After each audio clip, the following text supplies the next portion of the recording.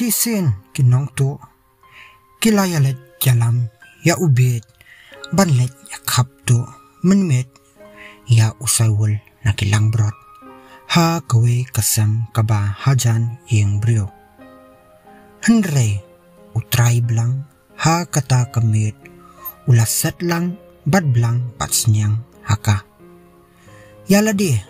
kiyang shabar bat kilapanrong da uta ubet kumta anda ularong ulatwat arere shane shatay ulayo kem da usnyang bat ulalempat ya us ik hangta usnyang namar ba utaray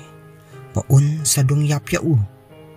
ulalan yar kat bajam la karandang te uwe naki ulaong